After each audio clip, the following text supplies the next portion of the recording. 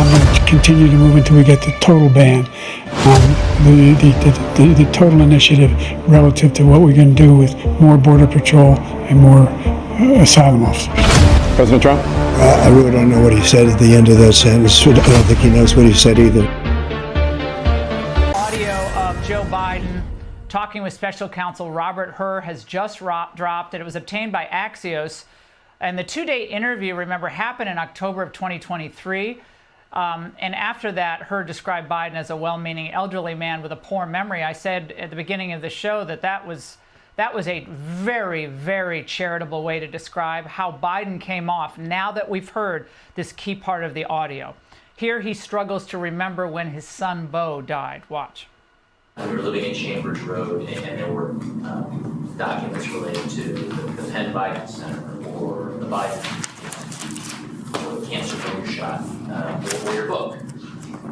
Where did you keep papers that related to those things that you were actively working on? Well,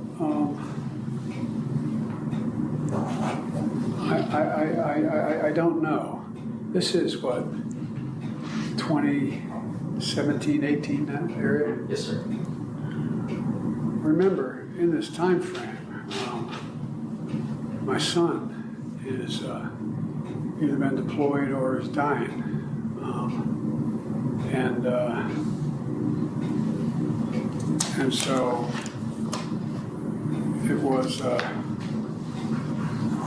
and by the way, there were still a lot of people at the time when I got out of the Senate that were encouraging me to run in this period, except the president. It's not a mean thing to say. I mean, he just thought that she had a better shot of winning. Want to really see something that said, take a look at what happened. Hey. Why this beat so cold? We will make America proud again. And you try to we will make America wealthy again. And yes, together, we will make America great again. What the fuck? What? What the You know, when I imitate Biden, because he can't find his way off the stage, as you all know, he makes a speech that lasts usually about a minute and a half because the octane starts to wear off at a quickly. The octane. You ever notice he starts off strong? Within about 2 minutes, he can't talk anymore. And then he walks off. You ever notice he always goes like this?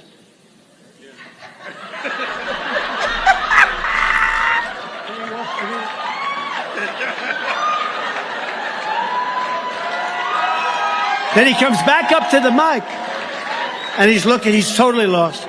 There's stairs all over the place. He can go there, there, here. He could jump off the front of the damn platform. But he always goes like this. And then, there's a stair right there, right? Then he starts.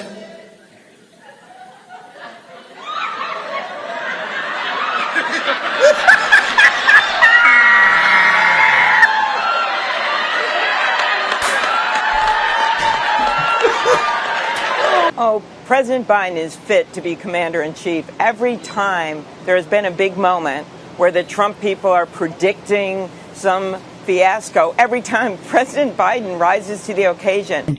Making sure that we're able to make every single solitary person eligible for what I've been able to do with the with the COVID. Excuse me, with dealing with everything we have to do with. Look, if we finally beat Medicare. Thank you, President. Single solitary person eligible for what I've been able to do with the with the COVID. Excuse me, with dealing with everything we have to do with. Look, if we finally beat Medicare. Thank you, President Biden. President Trump? Well, he's right. He did beat Medicare. He beat it to death, and he's destroying Medicare because all of these people are coming in. They're putting them on Medicare. They're putting them on Social Security. They're going to destroy Social Security. This man is going to single-handedly destroy Social Security. These millions and millions of people coming in, they're trying to put them on Social Security. He will wipe out Social Security. He will wipe out Medicare. So he was right. Hey, why y'all didn't tell me I had a piece of lint stuck on my beard, on my naps? Come on now, family. Y'all got to tell me now. I got to tell me, man. I got all them. God, before we get into this leaked audio, yeah, buddy. I'm on it today. They've been blowing me up saying, Rick, you got to cover this. But seeing what all took place, and we just had to go back and then just rewind it all and play it back. People need to be held accountable. Walked out with their hands behind their back. Jail, prison, slammer yard. And look at the Dr. Jill.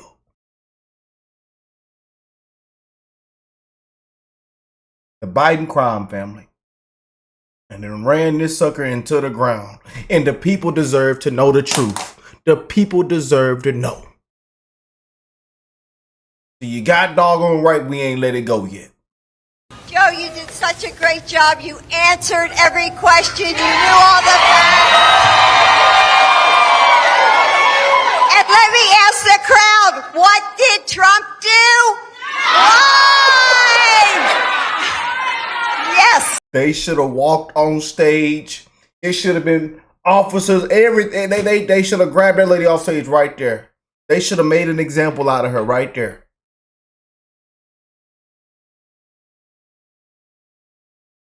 You did such a great job, Joe. You answered every single question. America, a complete laughingstock. Man, I'm so glad that the people spoke loud and clear. People that don't even get involved. Every single swing state. You know, and now we see everything that's going on. What was the point of a presidential election? They trying to block everything you do. You know, fake news media won't tell you the truth. The lies, the fear-mongering, the bias. You know, they won't tell you the full story. You know, they come out with, oh, Trump's deporting American citizens. They're deporting kids. Come to find out, if you look at the full story, the parents, illegal criminal aliens, won't request that their kid be sent with them. Because if we don't do that, then the next headline is Trump is separating families. The hell with Democrats, man, and the left, and the fake news media, and this the biggest cover up and sham there was, man. This entire scandal, and this lady here, I should have been walked out in handcuffs on this day. Unbelievable. Let's get into this audio, man. During this time, we were living in Chambers Road, and there were documents related to the Penn Biden Center or the Biden or the cancer shot. Or your book. Where did you keep papers that related to those things that you were actively working on? Well, I don't know. This is what, 2017, 18, that area? Yes, sir. Remember, in this time frame, my son is either been deployed or is dying, and so it was. And by the way, there were still a lot of people at the time when I got out of the Senate that were encouraging me to run in this period, except the president. That's not a mean thing to say. I mean, he just thought that she had a better shot of winning the presidency than I did. And so I hadn't at this point, even though I'm at Penn, I hadn't walked away from the idea that I might run for office again. If I ran again, I'd be running for president. And so what was happening though, what month did Bo die? May 30th, 2015 he died. Oh, brother. 2015. I'm not sure the months are, but I think that was Yeah. That's right, Mr. President. And what's They say, Rick, sir, calm down, sir. Rick, sir. It's over with, sir. We are so back.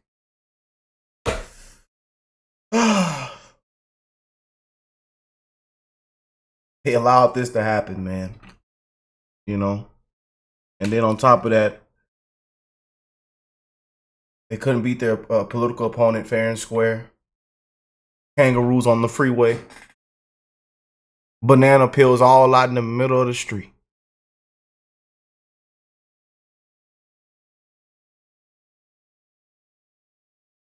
Corrupt system. Judges, DAs. New York, Georgia. I mean, we could go. California.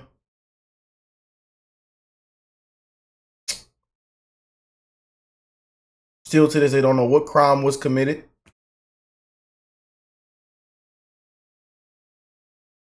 One of the ladies claimed this and that. She don't even know what date it even happened or what even happened that day that Trump supposedly did this.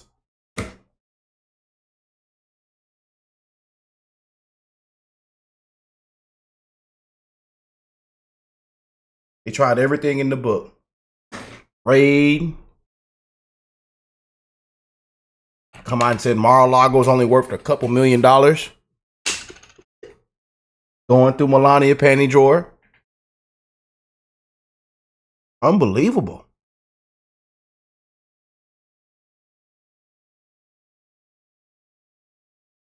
I want somebody walked out in handcuffs, man. I'm finna get mad. I'm hot. Hotter than fish grease. I want somebody walked out right now. Breaking news, live on air. Walked out in handcuffs. Russia, Russia, Russia. J6. People begging for a preemptive pardon. People begging for a pardon. Why are you begging for a pardon? I want somebody in handcuffs, man. We got judges now think they outrank the president. He can't even do what he was elected to do. So now we got to go do things probably the other way.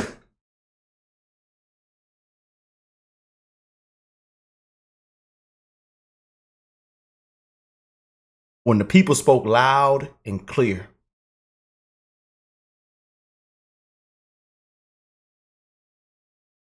Y'all done gave the man a complete mess. On top of that, this world was supposed to be running the country. Didn't know who the hell was running the country.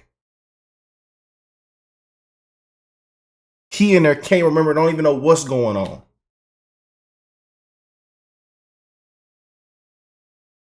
And Dr. Jill comes out and says, Joe, you've done such a great job.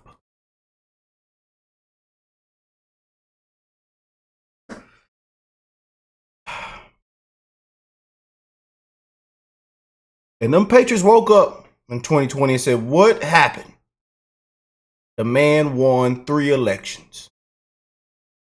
Where did all the voters go?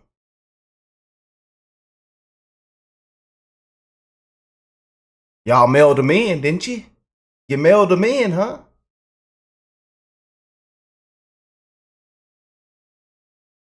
And gave, Ghost was voting. Then gave people social security numbers. What's happened in the meantime is that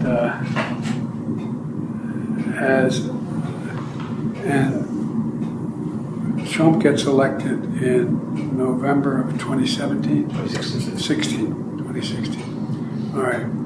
So, why do I have 2017 here? That's when you left office, January of 2017. This is a disgrace. This is a disgrace. That's when Trump gets sworn in. Right. January. Right. Correct. Okay, yeah. And I apologize, y'all. I might be talking a little bit too much, and I might be, a little, but this is my first time hearing this. I literally decided to hear this for the first time with you guys on camera. This is my first time hearing this. In 2017, Bo had passed, and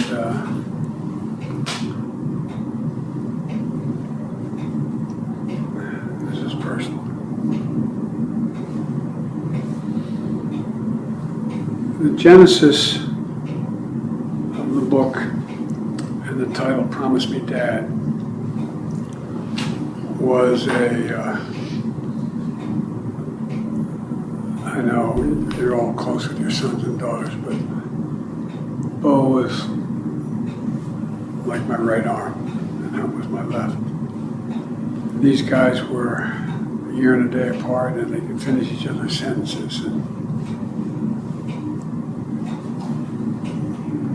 Bo, I used to go home on the train in the period that I was still in the Senate. Anyway, if you remember.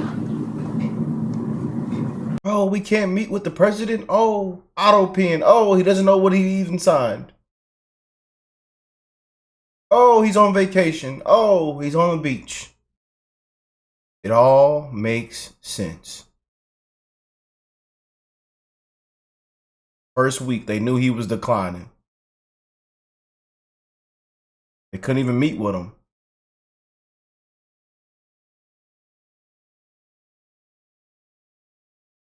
He was as sharp as a tack.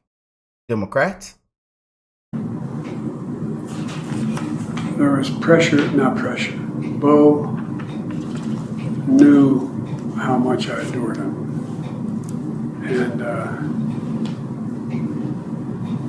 And this sounds, maybe it sounds so, everybody knew how close we were. I mean, there was not anybody in the world who wondered whether or not, anyway. And so, Sir, I'm wondering if this is a good time to take a break. Briefly. No, let me just keep going to get it done. You just can't make this up, man. Oh, brother. What do y'all think of this? Let me know in the comment section, man. I know a lot of you guys have seen this. A lot of you guys have sent this to me to do a video on it. So, here we are, man. Nothing new. I just want people to be walked out in handcuffs, made an example out of, held accountable, accountability.